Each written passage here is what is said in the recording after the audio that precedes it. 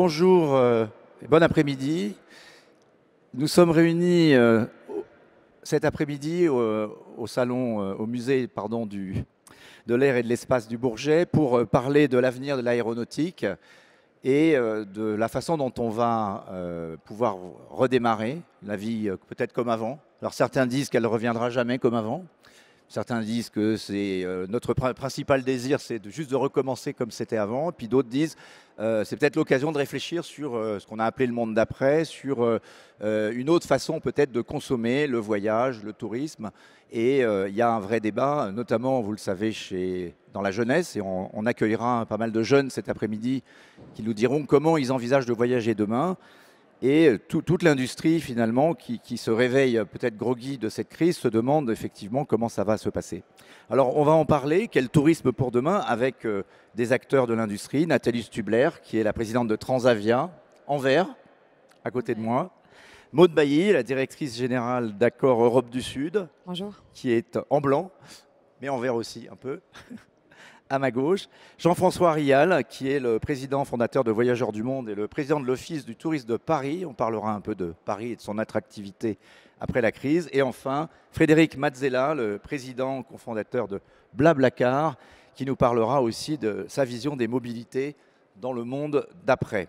Alors peut-être pour commencer, je vais commencer avec vous, Nathalie Stubler, de vous demander, le retour du désir de voyager est extrêmement puissant, semble-t-il. Qu'est-ce que vous observez en ce début de fin de couvre-feu en France? Voilà, on commence à rouvrir, on commence à voir le bout du tunnel peut-être. Qu'est-ce que vous observez et comment va se passer la saison 2021? Alors, effectivement, ce qu'on observe, c'est quand même un fort désir de voyager. Côté Transavia, on va mettre en ligne pour la pointe-été 21 les mêmes capacités que nous avions au cours de l'été 2019. Donc on revient au niveau d'avant la crise pour cet été. Et ce qu'on observe en ce moment, c'est une augmentation des réservations de 30 à 40% si on se compare à la même période en 2019. Alors certes, il y a un effet rattrapage, puisqu'on n'a pas vendu pendant un certain nombre de mois. Mais c'est aussi un très très fort dynamisme en ce moment dans nos réservations, avec des destinations qui fonctionnent bien. D'abord des destinations où des clients ont envie de retrouver leur famille. C'est souvent le cas entre la France et le Portugal, par exemple. Et puis des destinations aussi touristiques, des motifs de voyage très touristiques vers la Grèce, qui va être quand même une destination très très forte cet été pour nous. Semble-t-il. Et est-ce que vous pouvez nous dire, d'ores et déjà aujourd'hui, vous avez mis toutes les capacités disponibles de vos avions sur le marché ou il y a encore... il y a des gens qui ont probablement été un peu attentistes. Alors ça y est, on les a mis à la vente depuis peu, puisque effectivement, on a eu un programme qui s'est adapté avec un certain nombre de scénarios. Mais ça y est, on a mis à la vente à peu près toutes les capacités qu'on souhaite mettre à la vente pour cet été. Et donc, on revient à un niveau d'avant la crise, puisqu'au niveau de l'été 2019. Et alors, qu'est-ce que le transporteur low cost que vous êtes tire comme leçon de ce redémarrage? Vous pensez que ça va durer, que c'est conjoncturel, qu'on va revenir effectivement à une situation où, que je disais, le désir de se déplacer sera le plus fort, ou est-ce que vous sentez quand même déjà les prémices de changement dans les modes de consommation du voyage? Alors, ce qu'on a appris avec la crise Covid, en tout cas pour notre partie, c'est qu'il fallait être assez humble quand même dans les prévisions, puisque chaque fois qu'on a fait des prévisions, en tout cas à court terme, eh bien, d'autres scénarios sont venus empêcher ces prévisions. Donc, je ne vais pas vous donner la suite du programme, on s'adaptera. Ce qu'on pressent, en tout cas, c'est que de belles raisons de voyager, comme de retrouver sa famille, de retrouver ses amis, seront des raisons qui vont rester. Et on fait le lien, nous, Transavia, entre un certain nombre de pays, entre la France et un certain nombre de pays, et ces raisons-là vont perdurer. Et puis l'envie quand même de tourisme, l'envie d'aller voir ailleurs, l'envie d'aller découvrir d'autres cultures, cette envie va rester. Voilà. Maintenant, c'est dans quelle proportion? Nous, on se prépare aussi à nous adapter, à adapter notre réseau. Et je pense qu'il y aura toujours de belles raisons de voyager et qui feront que notre industrie va continuer à grandir. Alors après, effectivement, il faudra bien sûr être responsable et tout un programme de responsabilité sociétale des entreprises qui veulent grandir dans le tourisme. on en reparlera tout à l'heure. Alors, une autre femme qui a vécu une opération commando dans son activité, on peut le dire, c'est Maud Bailly, qui dirige donc chez Accor tous les hôtels. Je crois que c'est 1800 hôtels. 1800 hôtels, oui, dans Toute 7 l'Europe pays. du Sud. Oui, dont la France. Dont la France. Comment vous-même, vous avez non pas traversé la crise, ça on sait que ça a été commando, je disais, mais comment vous voyez la préparation de la réouverture l'été 2021? Bonjour Philippe, bonjour à tous. On sort de 18 mois très compliqués, avec à l'été 2020 quand même un fort rebond parce que les gens avaient de toute façon besoin et envie de partir. Et là, on a eu plutôt un premier trimestre meilleur que celui qu'on attendait à la faveur des vacances de février. On a bu la tasse avec les nouvelles restrictions d'avril et depuis mai, ça repart. Depuis mai, on a une claire accélération avec des réservations qu'on fait x8. On a déjà beaucoup de destinations balnéaires, locales, touristiques, montagnardes en fait, qui sont complètes. Que ce soit la Normandie, la Vendée, la Côte d'Azur. On a déjà des taux d'occupation pour juin, juillet, août, notamment juillet et août, à près de 80 ou 90%. Donc les gens vont réserver, vont partir cet été encore plus fort qu'avant. Après, moi, mon enjeu, c'est de sécuriser le dernier trimestre, Philippe, avec une clientèle qui est plus business, plus internationale. Et là, il y a encore de l'incertitude. Alors, on a vu qu'il y a des grandes conventions, des congrès, des salons qui sont maintenus. Et ça, c'est un vrai levier d'espoir pour nous. Mais on aura quand même un été à 2 vitesses. Un été très dynamique, avec une clientèle loisir, domestique, avec l'envie de se retrouver, une envie de convivialité après des mois de masques et de confinement. Mais quand même, une reprise qui est moins forte dans tout ce qui est grandes villes. Paris, Milan, Madrid souffrent davantage. Et donc, charge à nous de booster ces destinations. Comment est-ce que votre secteur redémarre? C'est-à-dire, un des sujets, c'est que beaucoup de vos salariés, pendant la crise, ont été amenés à être chez eux. Est-ce que vous arrivez à les retrouver? Est-ce que vous arrivez à les faire revenir? On dit qu'il y a à peu près 110 000 emplois aujourd'hui qui sont non affectés ou difficiles d'affecter dans le secteur tourisme. Est-ce que vous pensez qu'il faut aussi changer la qualité de vie des salariés au travail dans ces métiers-là? Je crois qu'il y a beaucoup de choses à apprendre de toute crise. Il ne faut jamais louper l'opportunité d'une crise, comme dit Sébastien Bazin. Et parmi les grands enseignements, il y a une réflexion à ouvrir. Nous, on voudrait un Davos du tourisme à la rentrée pour réfléchir aux grandes tendances du tourisme post-Covid. Sans doute à ce qu'est une hôtellerie et un voyage éco-responsable, sans tomber dans des extrêmes. Il y a sans doute une voie, notamment européenne, à cranter. Et puis, il y a tout l'enjeu, Philippe, de l'employabilité et de l'attractivité du secteur. Avant la crise du Covid, on avait déjà 60 000 postes vacants dans le secteur hôtellerie-restauration. Post-Covid, on en a 110 000. Pourquoi? Parce que les gens ont changé de vie. Les gens n'ont plus forcément envie d'avoir les mêmes rythmes, les mêmes amplitudes. Et donc, il y a toute une réflexion à engager avec les pouvoirs publics et les propriétaires, et nous, les hôteliers, sur l'attractivité du secteur, mieux faire connaître l'ascenseur social qui est ce secteur, avec de formidables histoires d'ascension réelle de gens qui ont fini directeurs d'hôtel, patrons de marque, alors qu'ils ont commencé apprentis, alternants. Et puis une vraie réflexion sur les amplitudes horaires, les coupures, la rémunération, mais aussi la formation initiale. On était avec le chef Thierry Marx il n'y a pas très longtemps. Je pense qu'il y a une vraie réflexion aussi sur la filière initiale d'alternance, d'apprentissage, et mieux raconter en termes de marque employeur la richesse et la diversité des métiers du secteur. Bon, un Davos du tourisme, je dis banco, nous pour la tribune. On en fait d'ailleurs une ébauche au cours de cette table ronde, donc pourquoi pas. Jean-François Rial, donc je disais, à la fois vous dirigez Voyageurs du Monde et vous avez l'Office du tourisme de Paris en charge. On parlera peut-être après de Paris, mais déjà votre vision, alors à la fois à court terme, qu'est-ce que vous sentez, vous, dans ce désir de reprise? Et est-ce que vous commencez aussi à saisir, c'est un peu ce que vous me disiez, qu'on est peut-être à l'aube de changements quand même profonds dans la façon de voyager? Alors, je vais redire ce qu'ont dit Nathalie et Maud très, très, très clairement. Je trouve que les chiffres de réservation depuis un mois sur le tourisme, parce que moi je ne fais que du tourisme, je ne touche pas à la clientèle ethnique ou à la clientèle affaires de Maud, les chiffres sont très, très, très importants. C'est-à-dire qu'aujourd'hui, nous, on a à peu près 30% des destinations qui sont ouvertes, pas plus, parce que toute l'Asie est fermée, l'Amérique du Nord est fermée, etc., etc.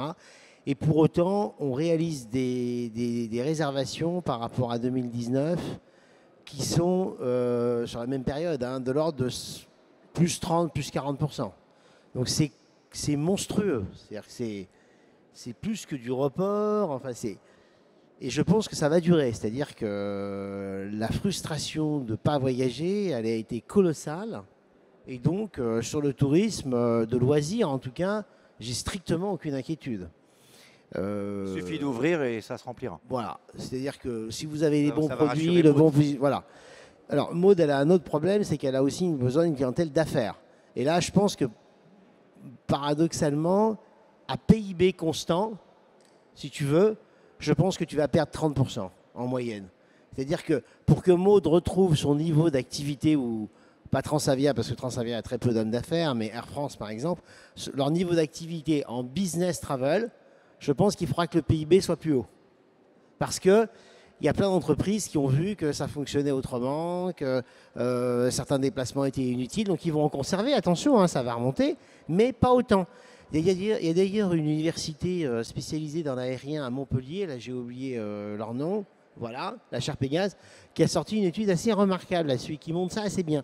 Alors je pense que le loisir va compenser pour partie, tu vois, c'est-à-dire que le loisir, c'est pour ça que c'est très bon Transavia pour Air France, Nathalie est très, très bien positionnée là-dessus. Je pense que la frénésie de voyage va être délirante. Et moi qui suis, comme tout le monde le sait, un écologiste archi convaincu. De voyage, on parle de voyage à l'étranger, hein, pas seulement. Oui, bien sûr. Mais les deux. Les Donc deux. de voyage je veux en dire, avion. Donc. Tout le voyage de loisirs. Voilà. Aller au Pays Basque français ou aller en Namibie, pour certains pour ceux qui voyagent, c'est la même chose. Ils passent de l'un à l'autre. Alors, vous savez que par ailleurs, moi, je suis un écologiste archi convaincu, que je milite là-dessus depuis des années. Mais moi, je suis convaincu que le Covid, à court terme, n'a rien changé du tout. Ça, c'est du baratin, ça. Ça va changer à moyen terme parce que il y aura. Ça va changer quoi? Ça va changer des tendances qui étaient déjà là avant le Covid. Non, elles n'étaient pas là. Qu'incarne ce qu'on pas là. appelait le slow tourisme, on en parlait avant le Covid. Mais moi, j'aimerais bien qu'elles soient là. Je suis un apôtre de ça. Je le vends tous les jours. Mais elles ne sont pas là. C'est du. Donc ça viendra pas du consommateur. On se fait plaisir entre journalistes, on fait des bons papiers dans des revues un peu pointues, on se raconte des histoires sur le travail, mais ça viendra par la réglementation, par le changement de génération. Ça mettra 5 ans.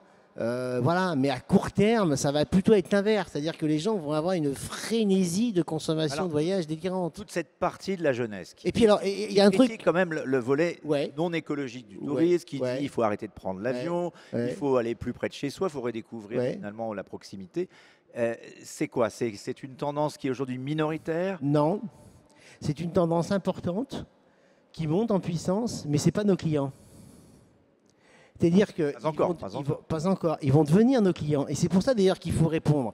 C'est-à-dire que moi, ce que je dis à ces jeunes, y compris à mes propres enfants, hein, qui disent à leur père, papa, t'es pas crédible, t'es un ultra écolo et t'es voyagiste et tu fais voyager les gens en avion. Je leur dis, vous êtes des ringards complets, parce que c'est pas l'industrie aérienne qui doit faire sa transition, c'est toutes les industries, quelles qu'elles soient, toutes, l'aérien compris, pas plus, pas moins. Je ne vois pas pourquoi, tout d'un coup, il n'y aurait que l'avion et la viande qui seraient responsables du réchauffement climatique. Je le dis d'autant plus que j'ai jamais mangé de viande de ma vie, donc ça ne me prive pas.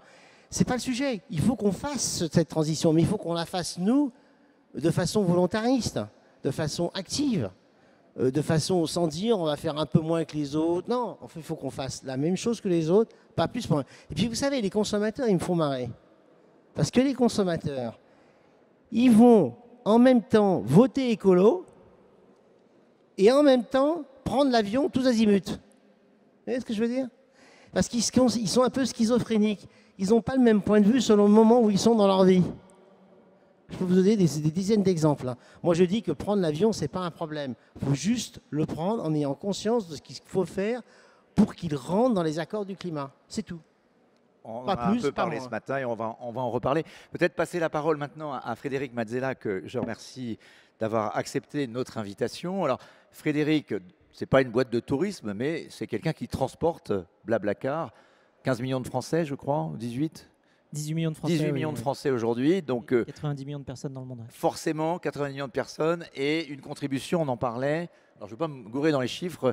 La contribution de Blablacar à la décarbonation de la France. Oui, c'est une économie de CO2 de 1 600 000 tonnes par an. À peu près sur 500 millions, à peu près, c'est ça. C'est l'équivalent de la ville de Paris. Un pays comme la France, c'est à peu près 500 millions de tonnes de CO2 d'émissions par an.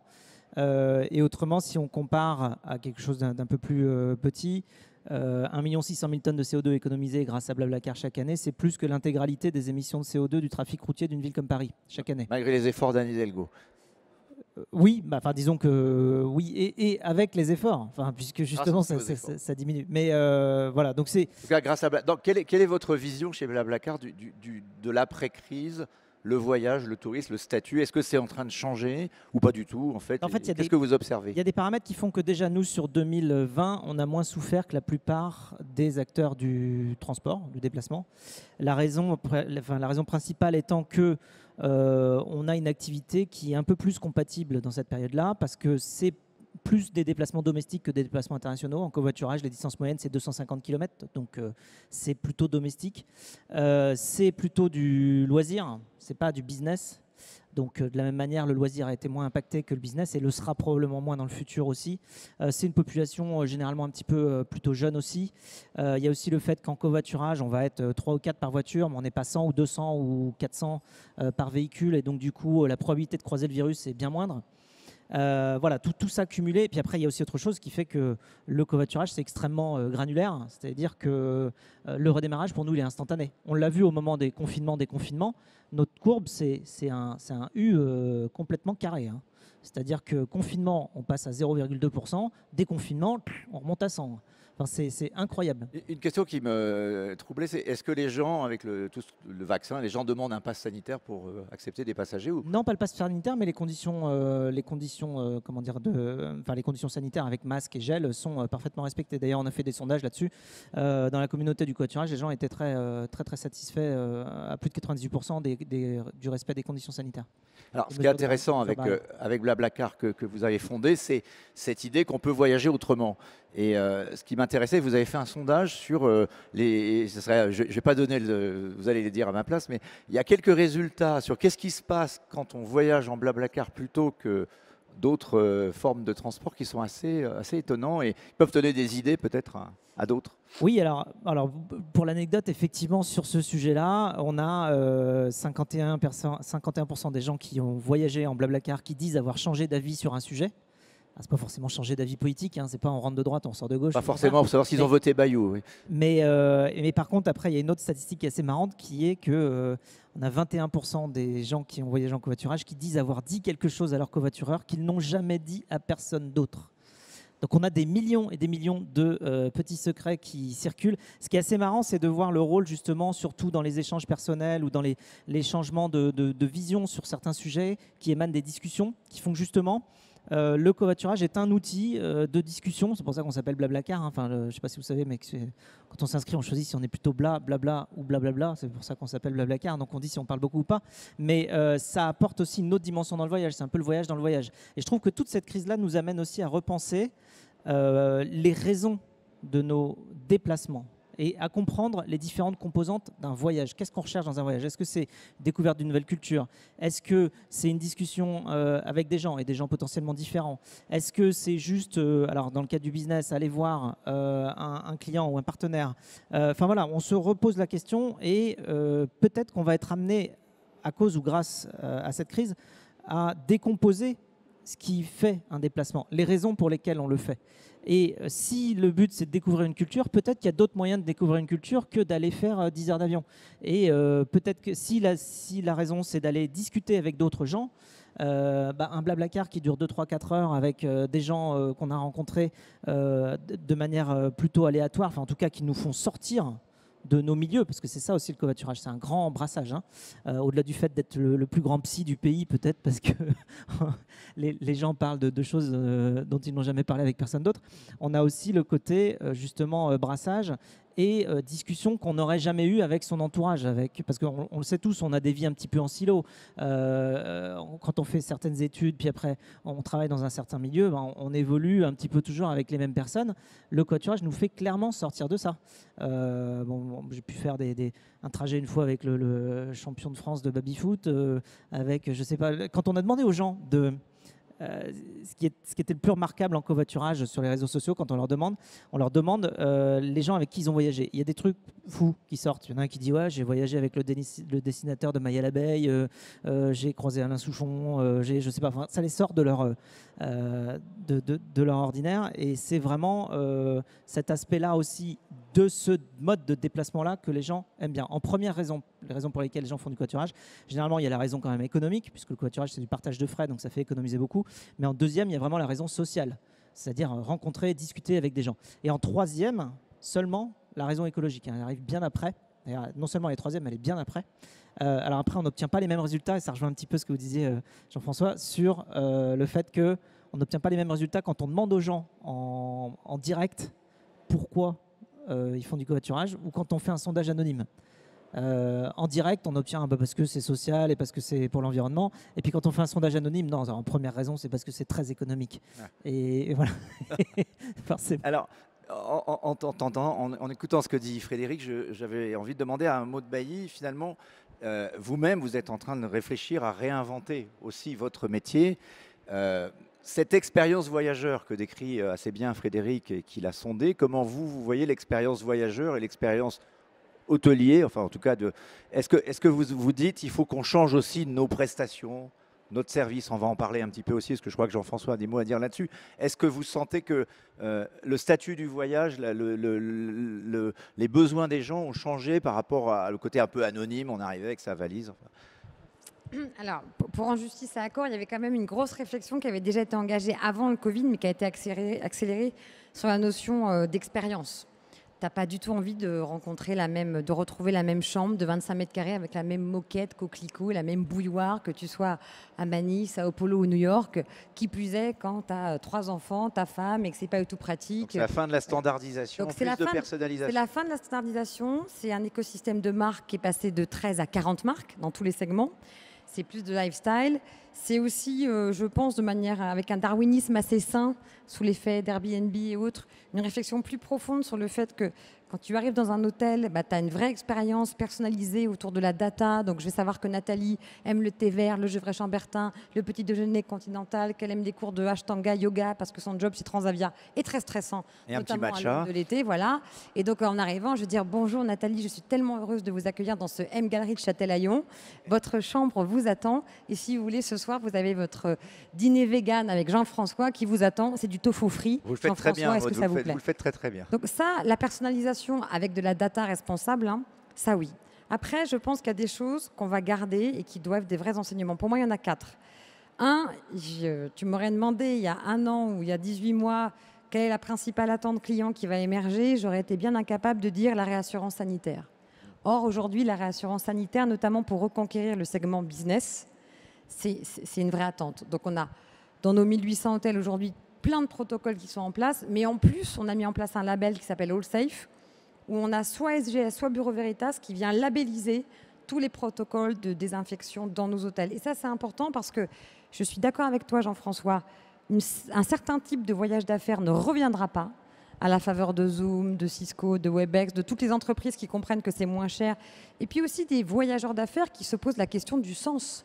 Pourquoi je prends l'avion alors que finalement je peux le faire en Zoom et finalement je peux être plus présent pour mes équipes, plus près d'un chantier, plus près d'une transformation. Donc le sens est important.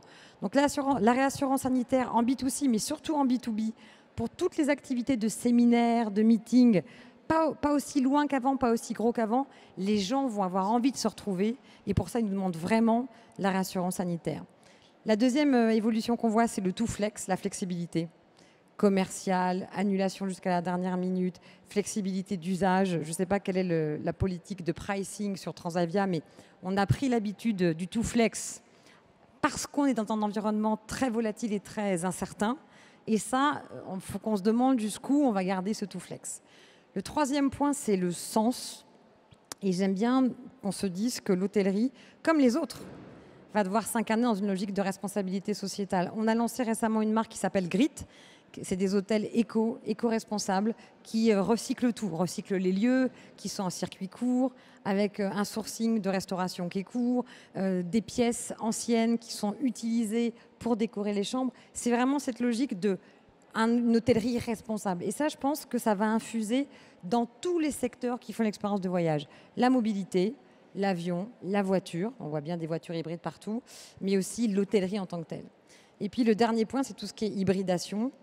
Moi, je suis aussi administratrice de GL Events. On voit bien qu'on a de plus en plus de formats hybrides. Les gens, en fait, vont conjuguer présentiel et distanciel. Comme nous cet après-midi. Comme nous. Et ça ne veut pas dire que l'un va exclure l'autre, mais ça veut dire qu'il va falloir qu'on soit capable, nous, d'apporter des solutions hybrides. Donc je crois beaucoup à cette hybridation des tendances, à cette hybridation des flux. On a mis en place une solution qui s'appelle All Connect dans nos hôtels, où on a à la fois des petits séminaires qui viennent dans les hôtels et une connexion partout dans le monde. Et en fait, c'est ça, à mon avis, ça c'est une très grande tendance qui va rester, qui va survivre à la crise. Merci Maude. Peut-être Nathalie Subler sur qu'est-ce que vous retenez de ces 4 leçons de la crise? Flexibilité, la réflexion, le débat entre le prix et la responsabilité dans le fait de choisir l'avion. Qu'est-ce que vous allez retenir comme leçon vous-même et comme changement? Transavia, c'est aussi une compagnie low cost, un peu comme Frédéric l'a dit sur le choix. Il y a quand même le choix économique qui est important. C'est aussi pour des raisons de prix. Donc ça doit rester quelque part dans je dirais la signature de notre marque. La flexibilité, effectivement, on a été beaucoup plus flexible commercialement pendant cette crise. Alors bien sûr, la réassurance sanitaire. Ça va rester cette flexibilité ou on va revenir au monde d'avant? Pour l'instant, c'est encore flexible. Je dirais dans le monde d'avant, la flexibilité est un service que l'on payait. Ça reviendra sans doute à un service que l'on paiera, mais ce n'est pas le moment encore.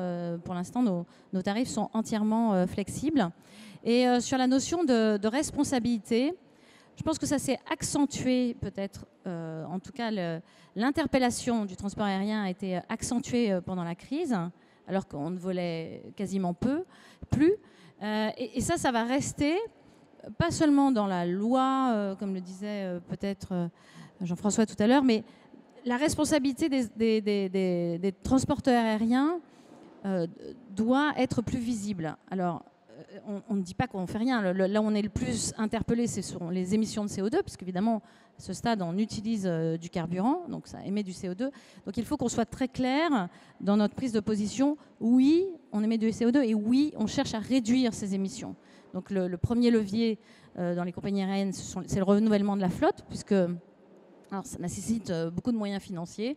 Alors vous avez plutôt une flotte assez jeune. Assez jeune, mais on peut encore aller un cran plus loin. Puis des motoristes viennent d'annoncer encore le moteur de demain qui va encore économiser du carburant. Donc ça, il faut garder des leviers. Et on ne change pas une flotte du jour au lendemain quand même. Et il faut avoir gagné de l'argent avant pour avoir les moyens de le faire. Donc il faut avoir des passagers.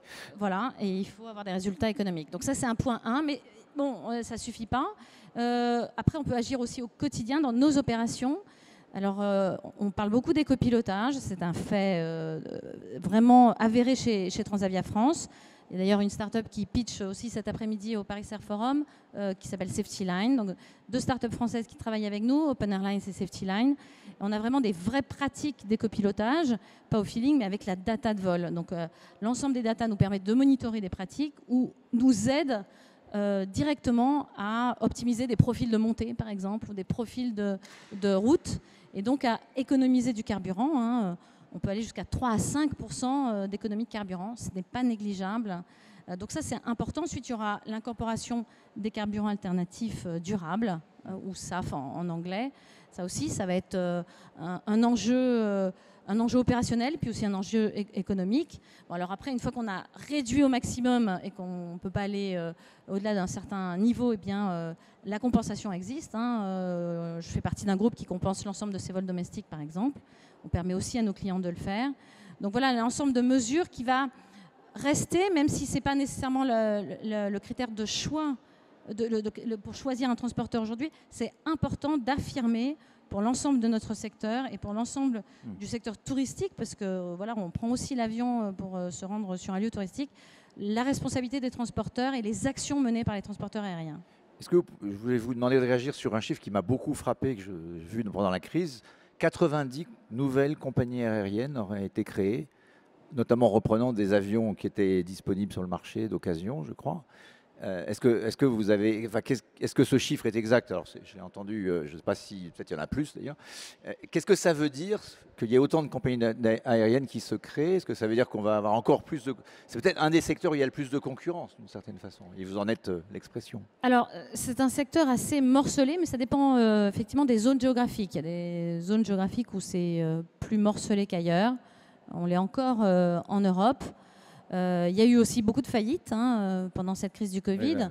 Oui, notre spécialiste aérien dit que tous les milliardaires qui ont essayé sont devenus millionnaires, mais bon, c'est... Voilà, c'est aussi un secteur où on peut aussi beaucoup... Comme dans les médias, absolument. Donc c'est un secteur où on peut perdre aussi beaucoup d'argent, effectivement, en cas de difficulté. Enfin, on a aussi été très, très durement touché par la crise. Donc nous, je dirais, notre priorité à court terme, c'est de redémarrer, et de retrouver un niveau d'activité qui nous permette des résultats économiques. C'est la priorité du moment. Jean-François, sur la transformation du modèle touristique, si on se projette à 10 ans, dans votre boule de cristal, qu'est-ce que vous voyez? Ce n'est pas tellement une boule de cristal, c'est assez clair, hein. On le sait depuis longtemps. Hein. Le Covid ne va faire que l'accélérer, mais on le sait. C'est ultra flexibilité, c'est ce qu'on dit Maud et Nathalie, ultra sur mesure. Alors toutes ces règles qui existent à droite et à gauche, il faut les faire payer, mais il faut en aucun cas, ou les faire gratuitement quand on est très haut de gamme comme nous, mais en aucun cas les interdire. C'est de l'anti-client, ça. Les clients, ils ne supportent pas l'anti-client. Donc voilà. Je suis très étonné, moi, qu'autant d'entreprises aient mis autant de temps à le comprendre, ça. Bon. Donc ultra flexibilité, ultra sur mesure. Et puis, ce que j'appelle de l'ultra-vérité, c'est-à-dire, en tout cas, dans le segment du loisir, dans le voyage de découverte, parce qu'il y a un autre segment dans le loisir qui est le voyage de repos, c'est encore un autre segment. Dans le segment du voyage de découverte, eh bien, c'est ce que j'appelle l'ultra-vérité, c'est-à-dire que ultra personnalisé, faire comprendre profondément la culture d'un pays qu'on visite, sortir de tout ce qui est standardisé, totalement sortir de ça. Alors c'est plus complexe, hein, c'est plus coûteux. Est-ce que ça veut dire que c'est la fin du modèle des city breaks, comme on disait? C'est-à-dire je pars pour 2 jours, si je veux m'immerger, il faut que je parte pour suffisamment longtemps pour qu'il y ait du sens à ce voyage. Je crois pas. On peut partir... Il y a des gens qui partent un mois qui ne voient rien. Puis il y a des gens qui partent 48 heures et qui voient tout. C'est un problème d'attitude, de regard, etc., etc. Moi, je crois beaucoup à ça. Et par exemple, je crois beaucoup que le voyage individuel, que j'incarne dans mon entreprise, mais j'ai des filiales qui font du voyage en groupe dans les voyages d'aventure, le voyage individuel va balayer les voyages en groupe. Les voyages en groupe, ça va disparaître. C'est qu'une question de temps. Ceux qui s'accrochent à ça, etc. Alors après, ça, c'est pour moi, c'est vraiment les critères clés, quoi. L'ultra-personnalisation, l'ultra-vérité, l'ultra-flexibilité. Ce qu'a dit Maud sur l'hybridation est très juste aussi. Aujourd'hui, il y a des agences qui se disent en ligne, d'autres qui se disent physique. J'ai rarement entendu un truc aussi con depuis 10 ans, quoi. Ça fait 20 ans qu'on fait les deux, nous. Parce que c'est jamais 100-0, même moment, même instant, même moment. C'est très très vrai, cette histoire d'hybridation de mode. Et puis, sur l'écologie, qui va venir fort, elle va venir fort, mais pas à cause des clients. Du moins, si, à cause des clients dans 5 ans. Mais elle va venir tout de suite pour d'autres raisons.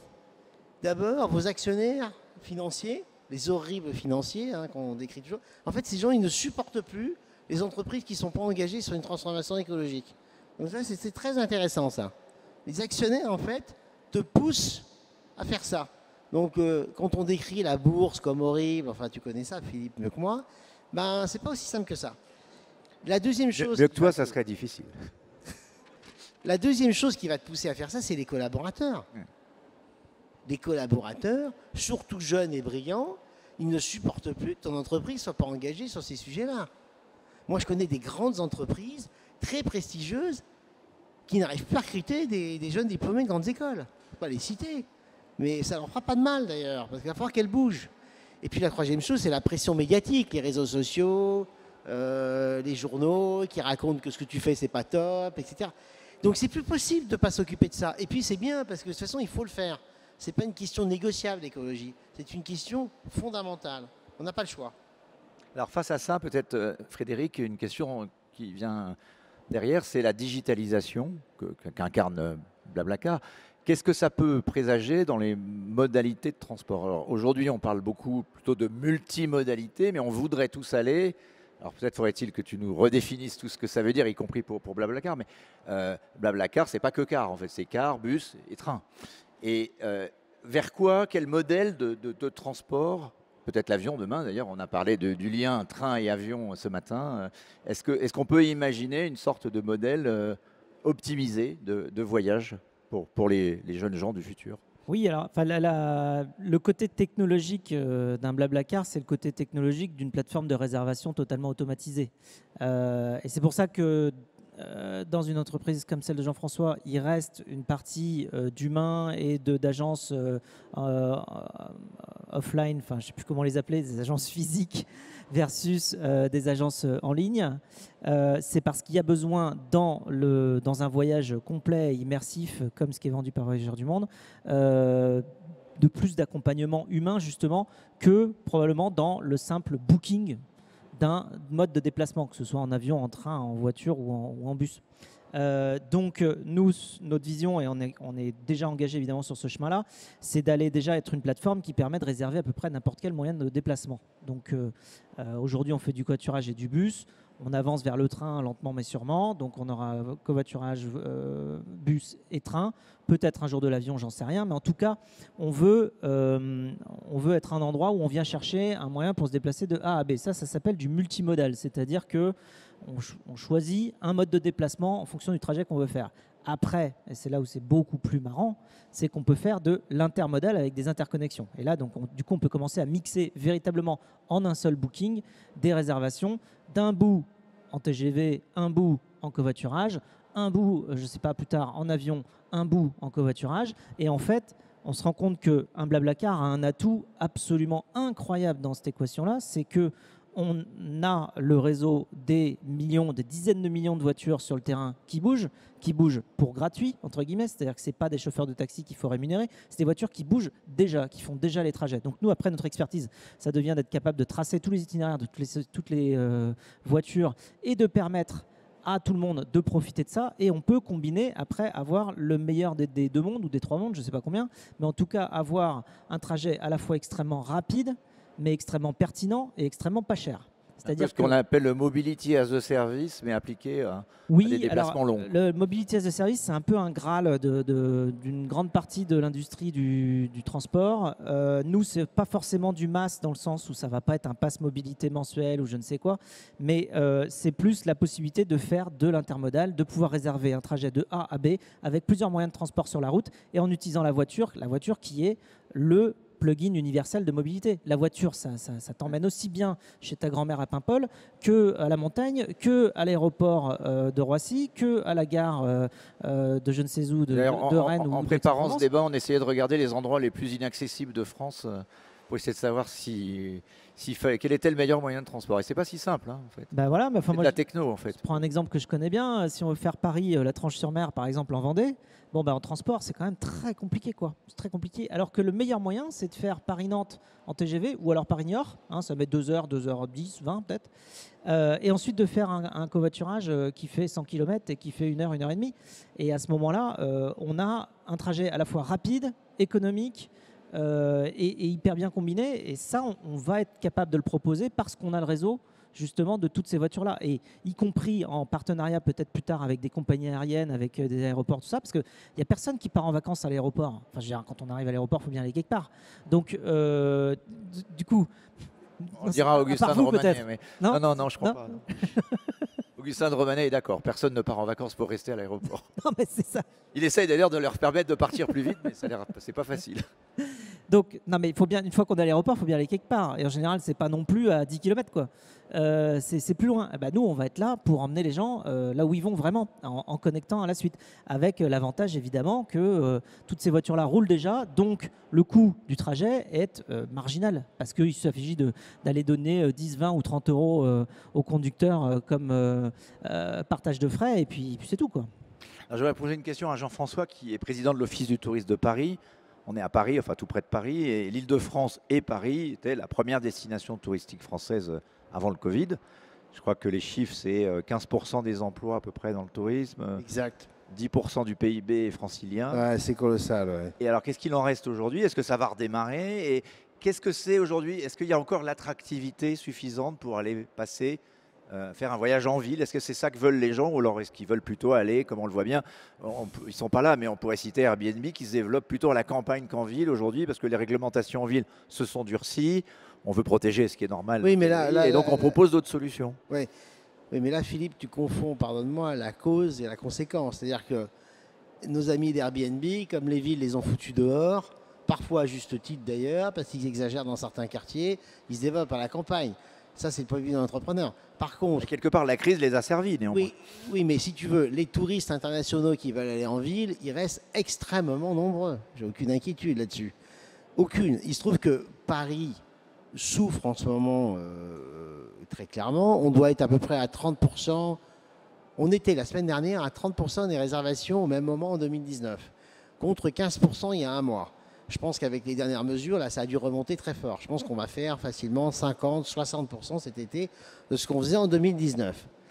Alors, le problème de Paris, il est à la fois, si tu veux, conjoncturel, c'est-à-dire que l'été, c'est pas bon pour les grandes villes. Mais c'était pas bon en 2019. Hein. C'est pas du tout spécifique au Covid, ça. Moi, je suis pas du tout inquiet sur l'attractivité touristique de Paris, qui est colossale. Bon. Que le changement climatique en ville va réduire l'attractivité. On pourrait Non, dire les mais gens je ne veulent crois- pas venir s'enfermer au mois d'août à Paris. Oui, mais c'était vrai déjà en 2019, en 2018. Ça en s'aggrave. 2017. Enfin, c'est ce qui Mais je crois pas. Non. Moi, je crois pas à ça du tout. Je pense que le nombre de touristes à Paris ne va faire qu'augmenter. Il a juste eu une pause, là, une pause Covid, qui va durer 2 ans. Moi, je parie qu'en 2022, il y aura autant de touristes loisirs à Paris qu'en 2019. Je prends les paris. Tous ceux qui nous expliquent 2027, 2026, j'y crois pas une seconde à ça. La vraie problématique- On te réinvite l'année prochaine, on vérifie. Non, mais on verra. Peut-être au pire 2023, Philippe. Allez, je te l'accorde, parce qu'il y aura un peu moins d'Asiatiques, parce qu'ils vont mettre un peu de temps, etc. Mais les Européens vont venir encore plus. Par contre, le vrai sujet, c'est le tourisme d'affaires. Parce que c'est 50% du business de Paris. Je pense qu'il y en a la moitié qui fonctionnera comme avant, parce que c'est des déplacements quasi obligatoires, qui ne seront pas impactés, ce qu'on a évoqué tout à l'heure par la chère Pégase avec les histoires de Zoom et tout ça. Par contre, il y a la moitié de ces 50%, les autres 25%, qui ceux-là risquent de souffrir. Les grands salons, les grands séminaires. Je pense que ça mettra plus de temps à remonter. Donc le vrai sujet pour les grandes villes, et pour Paris particulièrement, parce que Paris est tellement attractif qu'elle avait une part de marché dans le tourisme d'affaires très importante, mais ça va être un sujet. C'est-à-dire que là, pour le coup, il va falloir réfléchir. Mais sur le loisir, j'ai aucune inquiétude. Maud, peut-être sur ce sujet, vous me disiez que vous avez vu vos premiers Américains à Paris. C'est un titre de film, mais c'est Oui. vrai, ils existent vraiment. Je les ai vus, je suis même allée les saluer. Allez. C'était le 10 juin et j'ai vu mes 2 premiers New-Yorkais au Royal Monceau. Et voilà, c'était le directeur de l'hôtel qui m'a dit on a nos premiers clients américains. Et donc je suis venue les saluer, les remercier. Tout ça parce qu'au-delà de la clientèle domestique qui revient et très fort sur le loisir, la bonne nouvelle qu'on voit et qui est différente de 2020 pour nous, c'est le retour de la clientèle européenne et internationale. Alors européenne, on a x3 en termes de réservation, même si les volumes restent modestes, on voit très clairement une accélération et on a hâte d'avoir le pass sanitaire européen en juillet parce que ça va être un élément accélérateur de déplacement énorme. Et puis notamment les États-Unis, depuis mi-juin, comme tu le sais, ont réouvert les Oui, mais il y a connexions. quand même une quarantaine pour aller chez eux, donc ça reste quand même compliqué. Bah écoute, apparemment l'attractivité est plus forte que tout. Oui, on est plus pour eux, attractif que. Mais ils viennent. Hein. Ouais. Et Eux, donc, ils viennent chez nous. Et donc on commence à voir, voilà, on a une augmentation de la clientèle internationale. Beaucoup moins, tu as raison Jean-François, du côté de l'Asie. Mais en revanche, voilà, on a vraiment une clientèle américaine qui a fait plus 20% depuis mai et qui va être très dynamique cet été. Et je l'espère aussi, un peu en voyage d'affaires pour le dernier trimestre. Mais encore une fois, sous une forme hybride. De toute façon, notre rapport au travail a changé, va changer. Et ne pas comprendre ça, ne pas l'anticiper, le subir, c'est aussi louper pour les entreprises une transformation qui est inévitable. Que ce soit vis-à-vis de nos clients, mais aussi vis-à-vis des talents qu'on va avoir besoin d'attirer et de recruter. Donc, toute cette réflexion autour des nouveaux usages, de nouveaux rapports au voyage d'affaires, elle s'applique aussi à nous, en fait, entreprises. Et alors justement, sur la clientèle affaires, quelles sont vos prévisions? Est-ce que vous pensez que la zoomification du monde vous a pris définitivement cette clientèle, ou est-ce que vous avez un peu des... Comment vous allez aussi adapter peut-être le service? Moi, je pense qu'on a un choc avec un halo de 5 à 15% de pertes irréversibles du voyage d'affaires. Les gens ne vont plus faire Paris-New York pour signer un contrat. Les gens ne vont plus faire Paris-Bangkok pour aller donner une conférence. Parce que responsabilité sociétale, parce que optimisation du temps, parce que, tu l'as dit tout à l'heure, Frédéric, moi j'aime beaucoup cette idée autour du sens. Pourquoi je voyage? Mais pourquoi au sens profond? Pas juste je vais signer un contrat ou je vais donner une conférence. Est-ce que c'est le meilleur usage de mon temps, qui est quand même la chose la plus précieuse, que de passer 10 heures aller, 10 heures retour, même si je suis sûre qu'on vole très bien avec Transavia ou autre. Et donc, l'idée, c'est de se dire, j'optimise mon temps, qui est ma vraie richesse, et donc, en fait, je redéfinis les cartes du voyage d'affaires. Bien sûr, il y a la pression des entreprises et du directeur financier qui trouve que le tout Zoom ou le tout Webex, c'est super, et on les comprend. Mais au-delà de ça, je pense qu'on est vraiment sur une logique d'hybridation. Charge à nous d'offrir ces solutions un peu connectées et digitales, c'est vraiment du digital. Et puis, je suis convaincue que les petits séminaires, les petits groupes d'affaires vont revenir, mais pas d'aussi loin. Je veux quand même nuancer. Bien sûr, il y a beaucoup de loisirs et de domestiques, mais moi, j'observe pour cet été et pour le dernier trimestre, beaucoup de demandes de séminaires, tout simplement parce qu'on n'est pas fait pour vivre avec des masques derrière un écran toute notre vie. C'est Aristote qui disait « Nous sommes des êtres sociaux, blablacar ». On prend la voiture avec Frédéric pour avoir la chance de croiser Alain Souchon, le dessinateur de Maya Labelle ou Frédéric, et pour parler. Là, on est ensemble sur scène. La probabilité ensemble. de tomber sur Frédéric dans un blablacar n'est pas énorme, mais on peut avoir de la chance. Mais Elle est pas négligeable. elle n'est pas négligeable, je pense. Elle n'est pas négligeable. Pas si négligeable. Ouais. Et donc, tu vois, il y a tout un pan de ce voyage d'affaires où il faudra négocier des contrats, sentir aussi de l'informel, impulser aussi nos équipes, recréer une stratégie, recruter des talents, créer du lien. On dit beaucoup que la productivité individuelle a progressé sous le Covid, mais la productivité collective, je pense, a faibli. Et donc, le rôle des managers, plus que jamais, c'est de trouver le juste équilibre en matière de business entre tout ce qu'on peut faire en hybride, en distanciel, parce que c'est un meilleur usage de son temps, et tout ce qui nécessite le fait de se voir, parce que pour être performant collectivement, je suis convaincue qu'il faut se voir. Jean-François. Non, je partage tout ce que dit Maud. Je rajouterais que dans le voyage d'affaires, il y a plein de segments. Et qu'il y a des segments qui ne vont pas baisser, et puis il y a des segments qui vont plus souffrir. Les gros salons, tu vois, à 5000 personnes, ça va souffrir parce que ça va passer en hybride, comme l'a dit Maud. Mais moi, tu vois, dans mon entreprise, j'ai des déplacements professionnels que je n'ai pas pu faire pour des raisons sanitaires et que je vais faire tout de suite dès que ça va ouvrir. Par exemple, j'ai un besoin urgent d'aller en Angleterre et aux États-Unis et je ne peux pas le faire. C'est un problème quand même, ça. Et puis, il va y avoir une autre hybridation très intéressante pour nous tous et qui a commencé déjà, mais qui va s'accélérer. C'est l'hybridation loisir-affaires. Et là, pour le coup, l'affaire va récupérer du business parce que tu vas te trouver un double prétexte. En fait, tu vas amortir plus ton voyage, quoi, pour pouvoir à la fois aller bosser, mais aussi aller voir ta famille, aller voir tes amis. C'est la voyager. fin des vacances, quoi, non? Un peu. Ça, c'est pas faux, et c'est la fin du travail. Tu sais jamais bien. C'est déprimant, non? Tu sais jamais plus bien où tu es. C'est Jean-François Ariel vient de nous annoncer Non, la mais fin des c'est- vacances. C'est la fin de la frontière entre vacances et là où tu as raison, le Frédéric. pleasure. Voilà. Je pense qu'effectivement, moi je le vois dans mon propre fonctionnement, on est toujours en vacances, on est toujours en train de travailler. Ce qui est, c'est ni bien ni pas bien, c'est ce qui se passe. C'est ce qui se passe. Alors là, vous avez suscité Par beaucoup contre- de réactions, Jean-François, quand même. Donc on va écouter 2 réactions. Non, mais je suis d'accord avec Jean-François. C'est ce qui s'appelle le leisure. C'est le mélange du business et du leisure. Bon, il faut quand même savoir un peu délimiter les choses parce que si tu veux passer sa vie en vacances en étant connecté ou être au boulot tout le temps en vacances, ça, tu me diras ta recette. Et je ne suis pas sûre que ce soit ton cas. Mais oui, il y a aussi un mélange. De la même manière qu'on voit le mélange, plus sérieusement, du strict digital et de tout ce qui est modèle traditionnel, on a un brouillage des frontières B2B, B2C et puis business et leisure. Nous, on appelle ça un segment de pleasure et on pense que ça va en effet D'ailleurs, rebondir. Frédéric, il y a un truc que je te glisse, dans l'humain, dans le contact humain par rapport au numérique.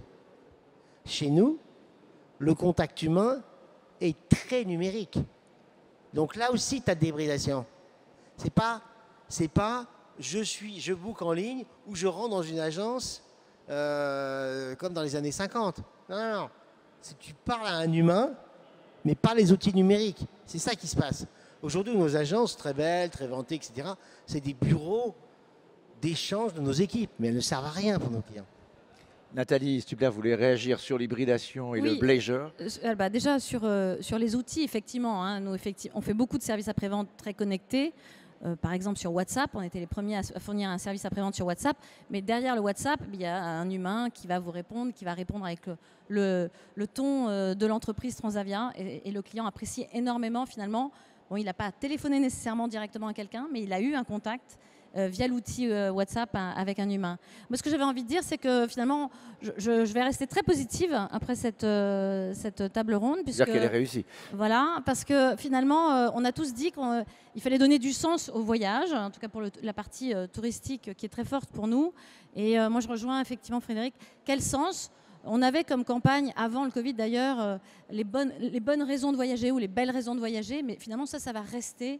Je pense qu'on a aussi donné du sens à son voyage et qui fait que on a quand même de belles années devant nous, du secteur du tourisme. On arrive au terme de ce débat. Un dernier mot peut-être, Frédéric, sur mot de conclusion, un dernier blabla sur l'hybridation, le Blazer. Est-ce que c'est ça qu'on voit venir? C'est quoi la conclusion de cette table ronde selon toi? Je pense que là, le mot hybride, il revient souvent. J'ai l'impression qu'on veut tout hybrider. C'est peut-être parce qu'on a la possibilité aujourd'hui, y compris technologique, de le faire sur à peu près tout.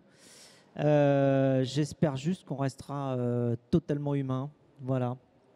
Ça me paraît une très bonne conclusion. Et on est sous le regard de Bertrand Picard, que je salue, qui est dans la salle et qui parlera, je crois, bientôt. Mais je n'ai pas pu lui donner le micro parce qu'on n'a pas le droit pour des raisons sanitaires. J'espère que ça sera le cas une autre fois. Mais on aurait bien entendu son témoignage. Merci à vous tous de nous avoir écoutés. Merci à tous les quatre d'avoir participé à ce débat. Merci beaucoup.